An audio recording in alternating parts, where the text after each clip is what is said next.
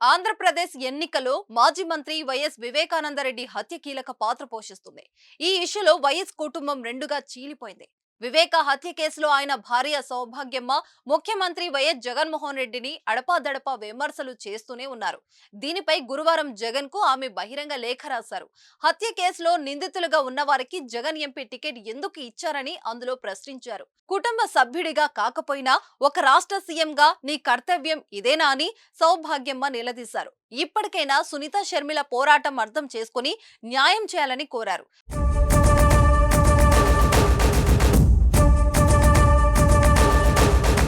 అయితే ఈ లేఖకు కడప లోక్సభ వైఎస్ఆర్ కాంగ్రెస్ పార్టీ అభ్యర్థి ఎంపీ వైఎస్ అవినాష్ రెడ్డి తల్లి వైఎస్ లక్ష్మి కౌంటర్ ఇచ్చారు. వివేకానందరెడ్డి హత్యకు కారణమైన వారితో కలిసి తప్పుడు ప్రచారాలు చేస్తున్నారని వైఎస్ లక్ష్మి మండిపడ్డారు. జగన్ మనోవేదన ఆ రోజు మీకు గుర్తుకు రాలేదా సౌభాగ్యమ్మ? జగన్ కి పెద్ద దిక్కుగా ఉండాల్సిన మీరు రాజకీయ స్వార్థంతో విజయమ్మపై పోటీ చేసినప్పుడు వాళ్ళు ఎంత బాధపడి ఉంటారు? మీ కుమార్తె సునీత నిజంగా న్యాయం కోసం పోరాటం చేస్తే ఖచ్చితంగా జగన్ సంపూర్ణ మద్దతు ఉంటుంది. శత్రువుల చేతిలో పావులుగా మారిన మీరు ఇప్పటికైనా తప్పుని తెలుసుకోండి అని లక్ష్మి తన లేఖలో పేర్కొన్నారు.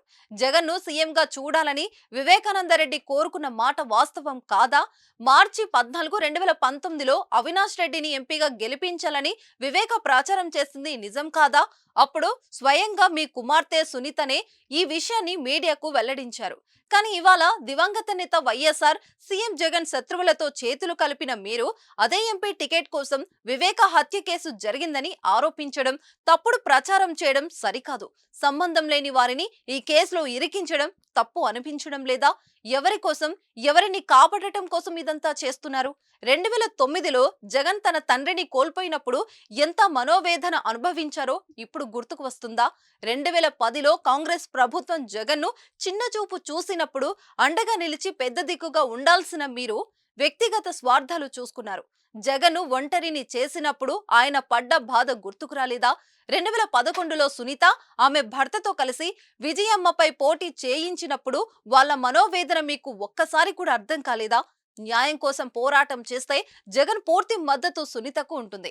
కానీ వైఎస్ఆర్, జగన్ శత్రువుల చేతిలో కీలు బొమ్మలుగా మారి అన్యాయంగా సంబంధం లేని వ్యక్తులను కేసులో ఇరికించి వారి జీవితాలను నాశనం చేయాలని చూస్తే మద్దతు ఎలా ఇస్తారు? ఇప్పటికైనా శత్రువుల చెంత నుంచి బయటికి రావాలి. తప్పు తెలుసుకొని నిజమైన న్యాయం కోసం పోరాటం చేయాలి.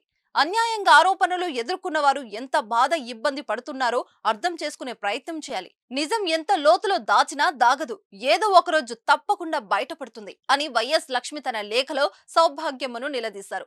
మొత్తానికి ఎన్నికల వేళ లెటర్స్ తో వైఎస్ కుటుంబం ఒక రకంగా యుద్ధమే చేస్తుందని చెప్పాలి. చూద్దాం ఆఖరికి ఇది ఎక్కడా ఎలా ముగుస్తుందో.